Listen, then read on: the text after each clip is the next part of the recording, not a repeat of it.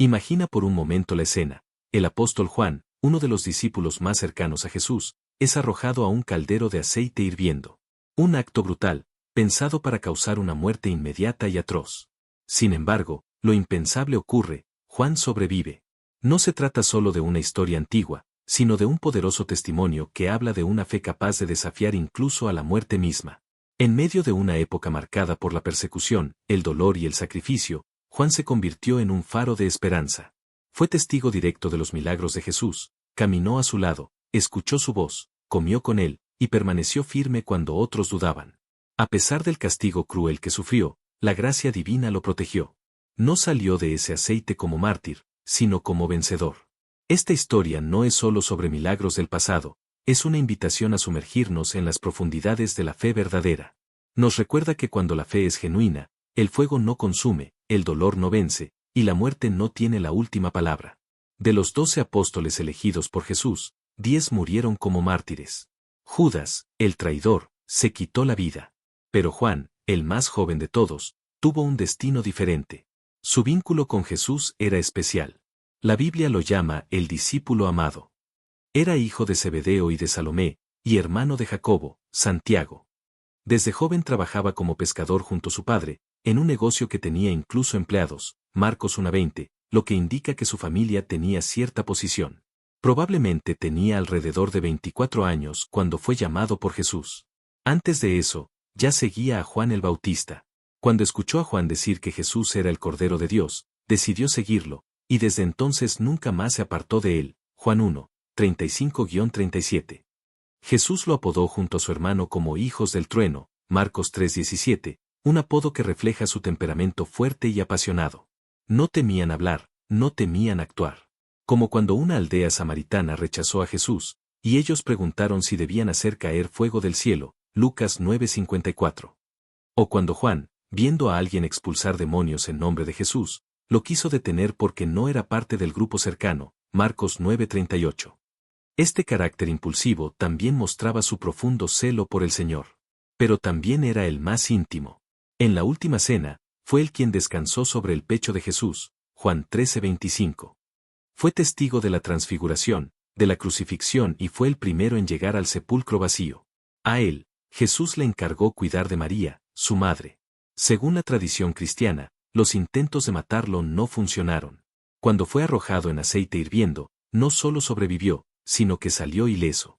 Al no poder matarlo, lo exiliaron a la isla de Patmos, donde recibió la gran revelación del Apocalipsis.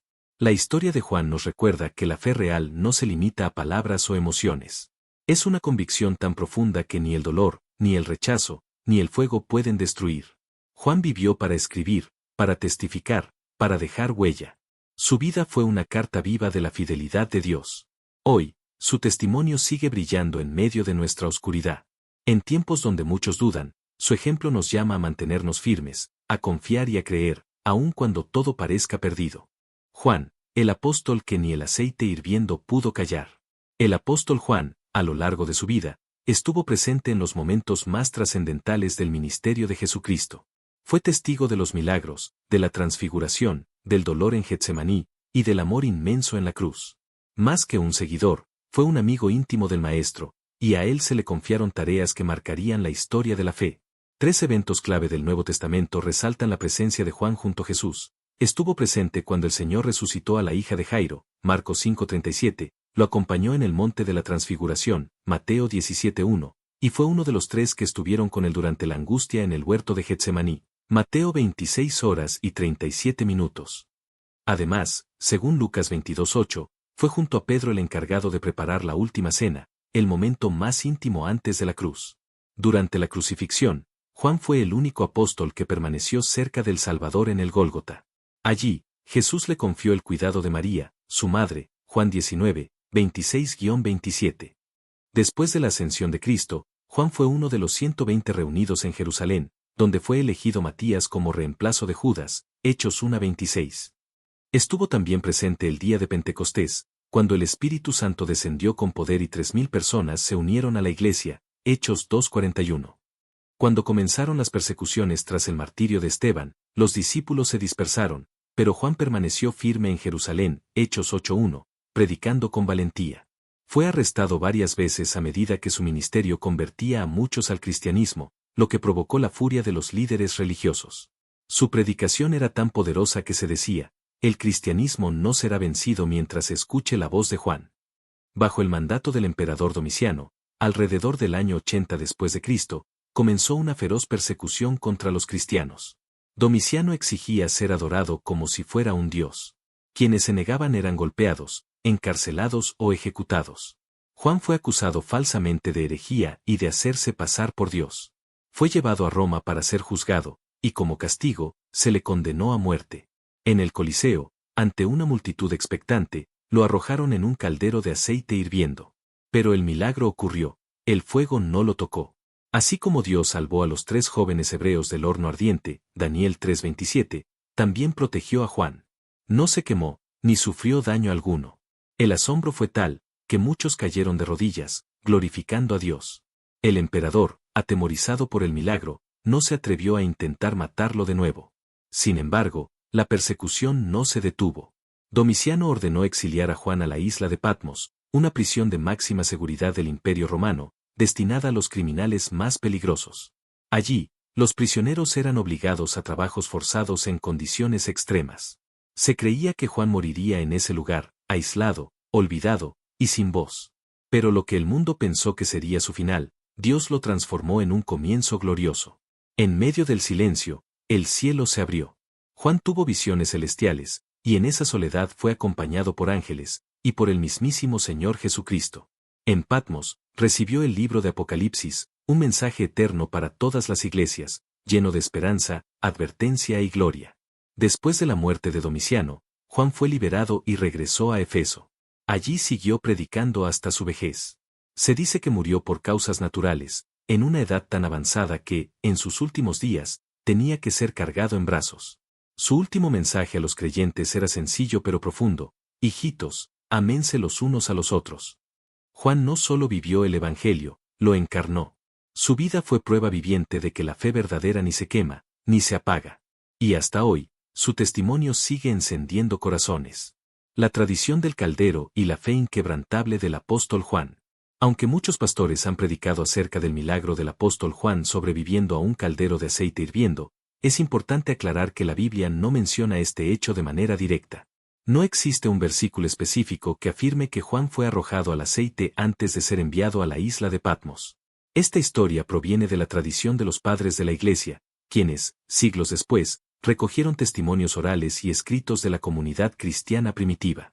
Independientemente de su base bíblica, esta tradición ilustra cómo Dios puede seguir usando a sus siervos, incluso en la vejez, cuando el mundo ya los considera inútiles o gastados. Juan fue exiliado a Patmos cuando ya era un anciano. Muchos podrían haber pensado que su tiempo de servicio había terminado. Pero lejos de callarse, Juan siguió dando testimonio de la verdad, aún en el aislamiento.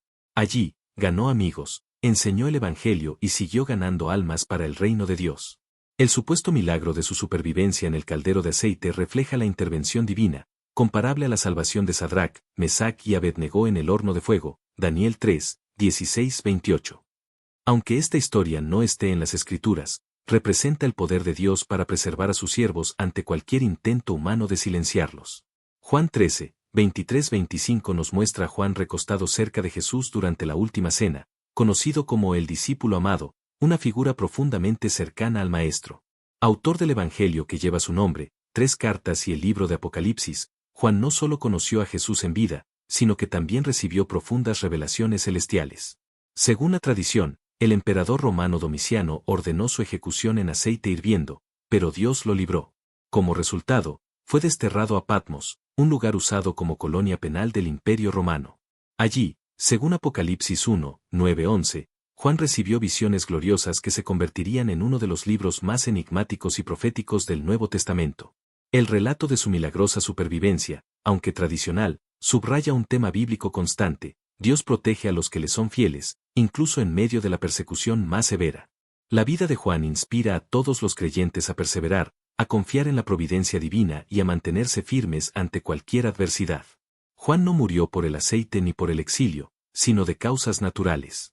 Algunos autores cristianos antiguos relatan que alcanzó una edad muy avanzada, al punto que, en sus últimos días, debía ser cargado en brazos por los más jóvenes.